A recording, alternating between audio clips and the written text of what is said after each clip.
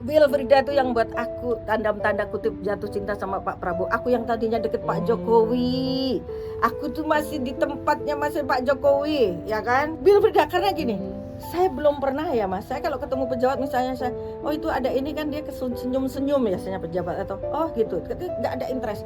Waktu itu Pak Prabowo tuh ke kantor saya. Saya punya kantor namanya Save Indonesia.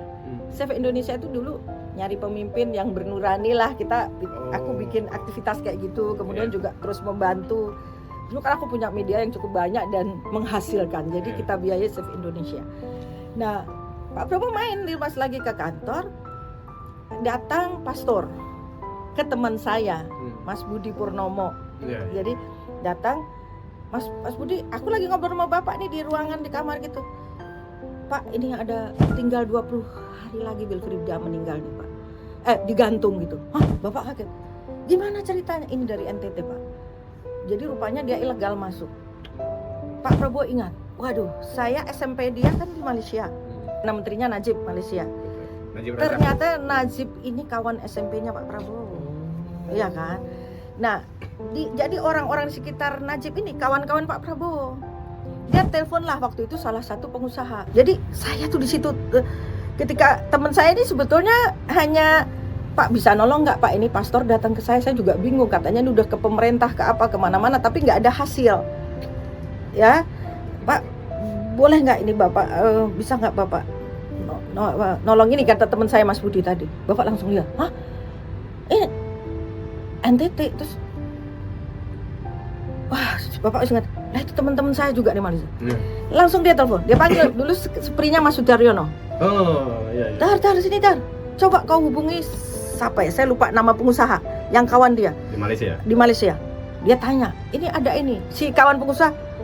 Oke, ini Bapak hubungin aja si kawan mereka juga SMP, jadi Datuk Tan Sri. Datuk Tan Sri siapalah gitu, pokoknya ada Datuk Tan Sri itu. Betul. Sebentar lagi saya telepon. Tan Sri mungkin cari info, benar. Iya betul, dia di penjara di Kelantan. Tahu nggak? Raja Kelantan itu teman SMP-nya juga Pak Prabowo. Jadi akhirnya si Datuk Tan Sri, sudah kamu datang saja. Pak Prabowo itu saat itu bukan yang punya duit yang banyak sekali. Pesawatnya dia pribadi masih pinjem Pak Hasim. Dia langsung telepon Pak Hasim di depan saya tuh. Has, besok gua mau ke Malaysia, gua mau nolong nih orang dia belum menyatakan jadi presiden loh waktu itu. Belum ada, dia belum gua nyapres nggak, belum. Gua mau pinjem ini, gua mau nyelamatin nih anak NTT, mau digantung nih kurang 20 hari lagi. Mungkin Pak Hasim saya jawabnya, lo ngapain lu ke Malaysia? Iya, sambil gua pinjem duit SIM gitu kan. Dia udah berangkat, dia pakai pesawatnya Pak Hasim besoknya. Itu yang gua belum lihat pejabat di Indonesia, apalagi belum menjabat waktu itu. Tokoh lah, kita ngomong tokoh. Itu kan nggak dibikin-bikin. Kalau orang mau pencitraan kan, wong dia belum nyapres kok. Belum menyatakan nyapres waktu itu. Jadi Pak Prabowo langsung ke sana ya. Itu selama ini rupanya dia sudah 23 kali sidang. 3 tahun Wilfrida itu nggak pernah ditengokin.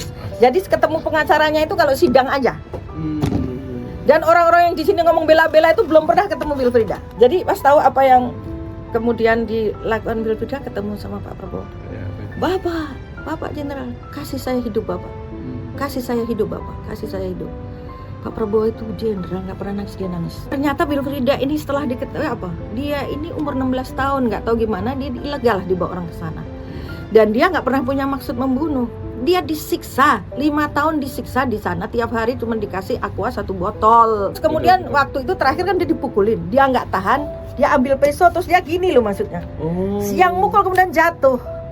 Tapi kan semua saksi di sini 23 udah memberatkan Wilfrida, digantung. Tapi Bapak kemudian waktu datang itu karena Bapak bisa masuk, kenapa ya? Tadi Raja Kelantan temennya. Terus kemudian dia ditemani kan Datuk Tan Sri ini pengacaranya PM Najib. Dia juga calon petinggi kalau di sini kayak jaksa agungnya lah di sana. Jadi akhirnya Bapak bilang gini, ketika Bapak terus Wilfrida minta gini, Bapak kamu minta apa? Bapak boleh nggak Bapak aku dibelikan sisir? Aku minta sabun Bapak, aku minta sikat gigi. Gimana nggak nangis Pak Prabowo? minta hidup sama minta hal-hal yang sepele yang dia mungkin selama 3 tahun dia nggak dapetin, lo gila. Dan ketika dia minta hidup tuh Pak Prabowo merasa, aduh, apapun akan saya lakukan. Akhirnya dia ngomong ke Tan Sri at all cost saya biayai. Saya tahu kamu pengacara paling mahal lah di Malaysia, nggak ada. Ya, PM, gimana pengacaranya Perdana Menteri? Betul. Waktu itu 1 juta US cash dikasih dulu Pak Prabowo sebagai DP. Rupiah masih 10.000 Mas, berarti Kira-kira 10 miliar. Itu DP. Saya berikutnya nggak ngomong, nggak tahu ya. Itu pengacara termahal di Malaysia, ya kan? Dan tidak semua klien diambil karena dia orang, maksudnya ring 1 kan. Iya. Nah, itu. Tapi Pak Prabowo bilang at all cost saya biayai. Yang penting. Akhirnya waktu datang, kemudian kan Bapak seminggu itu sidang kan. Sidang tuh harusnya 10 hari. Sidang putusan dia harus digantung. Yeah. Hari itu putusan. Setelah itu datang, karena itu mau sidang terakhir, sidang putusan bahwa dia harus gantung. Dan pasti Wilfrieda akan digantung karena 23 saksi sudah memberatkan. Nggak ada satupun yang meringankan Wilfrieda. Ya. Nah, disitulah orang kaget di ruang sidang. Lah, ya orang kan udah mulai dengar soal Prabowo Subianto, maksudnya begitu. Yang lebih orang kaget. Datuk Tan Sri ini yang jadi pengacara. Empar lah itu Malaysia. Bagaimana ceritanya, ya kan?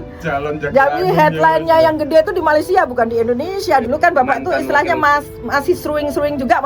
Ini juga calon yang sepertinya kandidat presiden.